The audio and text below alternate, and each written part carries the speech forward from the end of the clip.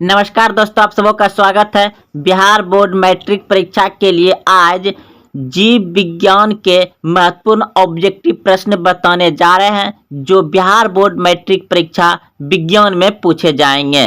तो आइए, पहला प्रश्न देख रहे हैं आप। निम्न में सबसे तेज हृदय धड़कन किसका होता है? निम्न में सबसे तेज हृदय धड़कन किसका होता है? तो ऑप्शन नंबर बी बिल्कुल सही है। चूहा का हृदय धड़कन सबसे तेज होता है। ऑप्शन नंबर बी सही है। अगला प्रश्न है, फ्लोएम उत्तकों द्वारा कार्बोहाइड्रेट का परिवहन होता है। फ्लोएम उत्तकों द्वारा कार्बोहाइड्रेट का परिवहन होता है। तो ऑप्शन नंबर डी बिल्कुल सही है। सुक्रोज के रूप में, सुक्रोज के रूप में होता है। अगला प्रश्न है, रक्त क्या है? रक्त क्या है? तो रक्त उत्तक है। ऑप्शन नंबर ए सही है, रक्त उत्तक है। और रक्त का पीएच मान कितना होता है? 7.4 होता है। रक्त क्या है? क्षारीय है। जिसका भी पीएच मान 7 से अधिक होता है वह क्षारीय होता है, और जिसका 7 से कम होता है अम्लीय होता है, और जिसका 7 पीएच मान होता है वह उदासीन होता है। तो रक्त क्या है? उत्तक है। रक्त मतलब रक्त जो है कि क्षारीय भी होता है, और रक्त का पीएच मान होता है 7.4। अगला प्रश्न देखिए, चालनी नालिकाएं पाई जाती है। चालनी नालिकाएं पाई जाती है फ्लोएम में। ऑप्शन नंबर सी सही है, फ्लोएम में पाई जाती है। अगला प्रश्न है, आरबीसी की जीवन अवधि होती है। आरबीसी की जीवन अवधि होती है। तो आरबीसी यानी लाल रक्त कण का जीवन काल होता है 120 दिन। ऑप्शन नंबर ए सही है, 120 दिन। अगला प्रश्न है, मानव हृदय घिरा हुआ है। मानव हृदय घिरा हुआ है। तो ऑप्शन नंबर ए बिल्कुल सही है, पेरिकार्डियम। ऑप्शन नंबर ए सही है। अगला प्रश्न है, ऑक्सीजन का वाहक कौन है? ऑक्सीजन का वाहक कौन है?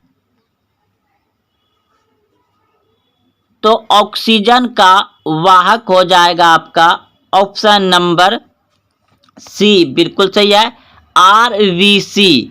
आरबीसी यानी कि लाल रक्त कण।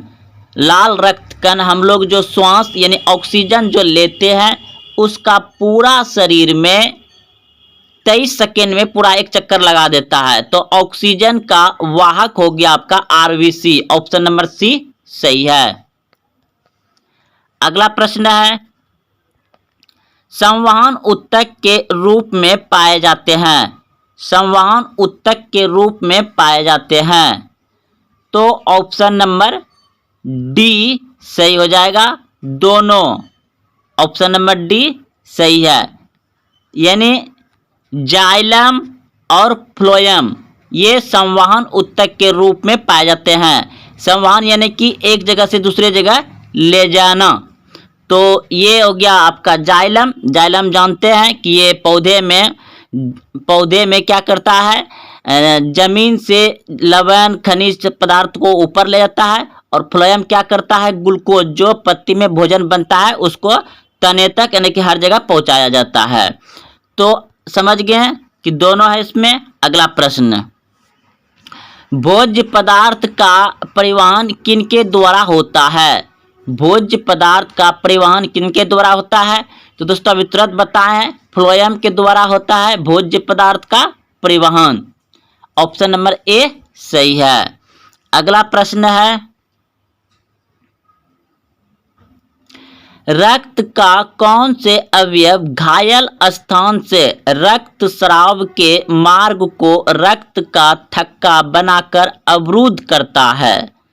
रक्त का कौन से अवयव घायल स्थान से रक्त स्राव के मार्ग को रक्त का थक्का बनाकर अवरुद्ध करता है। यानी कि जब कोई मनुष्य घायल होता है तो घायल स्थान से जो रक्त स्राव होता है यानी कि रक्त जो निकलता है उसको थक्का बना करके उसको खून को बहने से बंद कर देता है। तो ये कौन करता है? तो ऑप्शन नंबर सी बिल्कुल सही है, प्लेलेटिक्स करता है। ऑप्शन नंबर सी सही है। अगला प्रश्न है, आत्महत्या की थैली किसे कहा जाता है? आत्महत्या की थैली किसे कहा जाता है? तो लाइसोसोम को आत्महत्या की थैली कहा जाता है। ऑप्शन नंबर सी सही है। अब देखिए इसका पूरा व्याख्या। लाइसोसोम को आत्महत्या की थैली कहा जाता है। इसकी खोज डी दुबे ने किया था। अगर पूछ दिया जाए कि लाइसोसोम का खोज किसने किया था, तो सी डी दुबे ने किया था। इसका कार्य कोशिकाओं के अंदर अनावश्यक पदार्थ का विघटन करना। लाइसोसोम का कार्य क्या है? कोशिकाओं के अंदर अनावश्यक पदार्थ का विघटन करना। अगला प्रश्न है, विद्युत मोटर में विद्युत ऊर्जा किस ऊर्जा में रूपांतरित होती है? विद्युत मोटर में विद्युत ऊर्जा किस ऊर्जा में रूपांतरित होती है?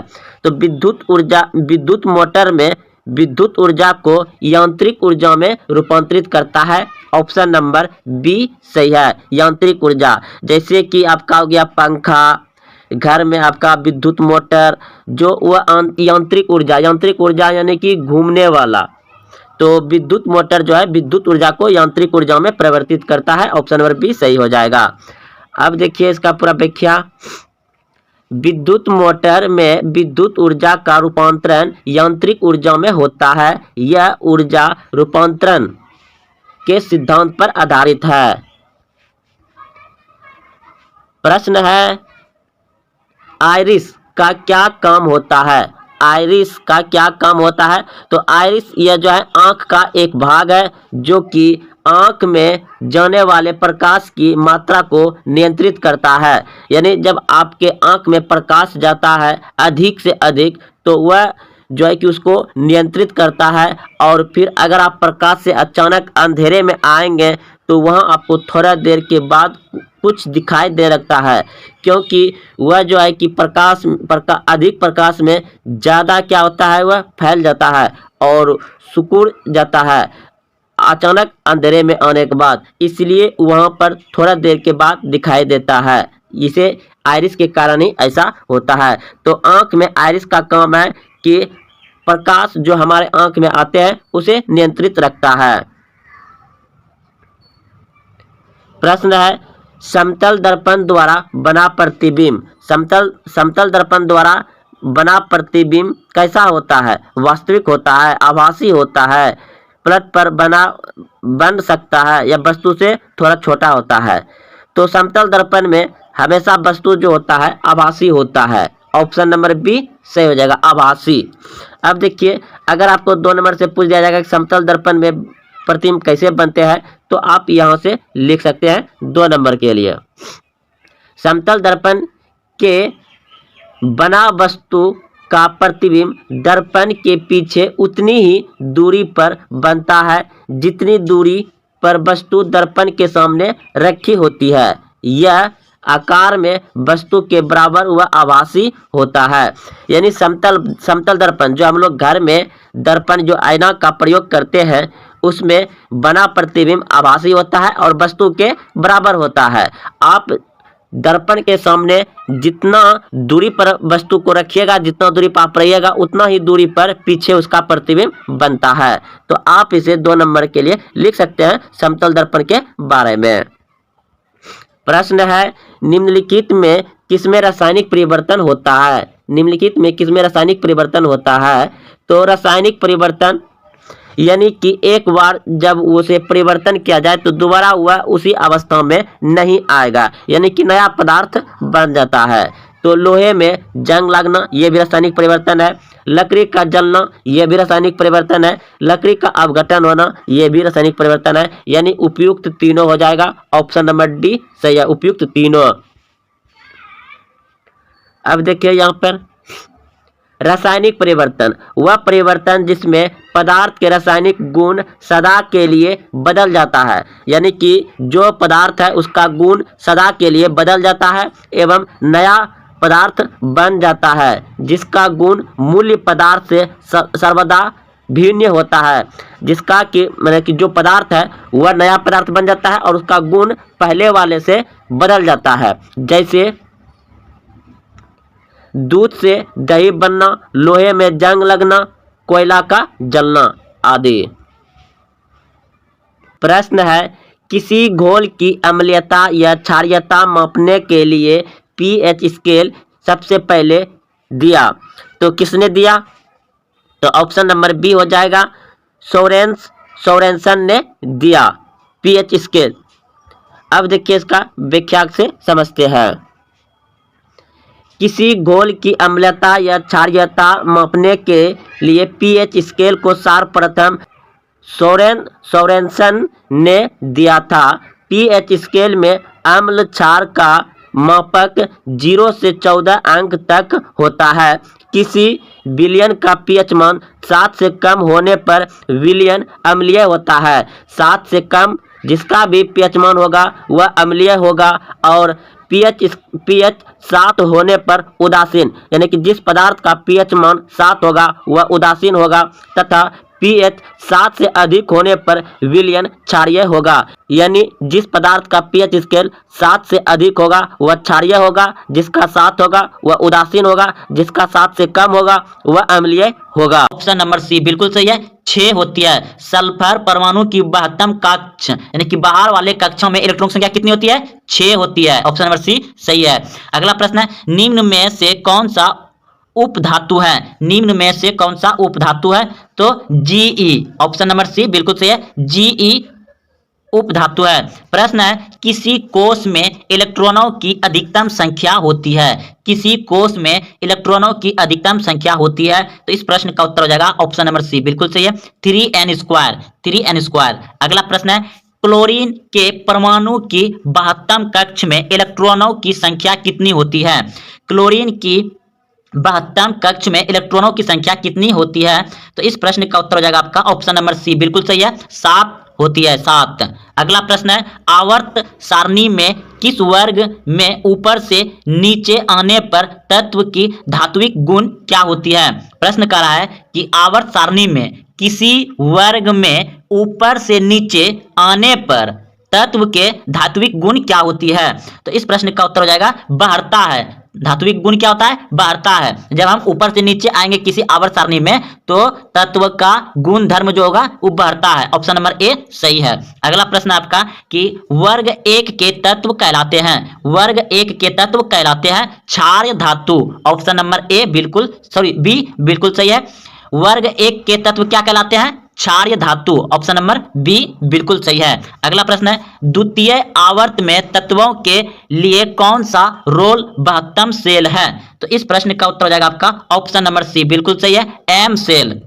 अगला प्रश्न है, 1 पीएम यानी पिकोमीटर, 1 पिकोमीटर बराबर होता है, 1 पिकोमीटर बराबर होता है 10 पे पावर -12 मीटर होता है, 1 पिकोमीटर बराबर। अगला प्रश्न है, आधुनिक आवर्त सारणी में 36 कतारों की संख्या है, आधुनिक आवर्त सारणी में 36 कतारों की संख्या है, तो ऑप्शन नंबर सी बिल्कुल सही है, 16। अगला प्रश्न है, आवर्त सारणी में कितने वर्ग है? आवर्त सारणी में कितने वर्ग है? तो 18 वर्ग है। आवर्त सारणी में कितने वर्ग है? 18। अगला प्रश्न है, अक्रिय तत्व कौन है? अक्रिय तत्व कौन है?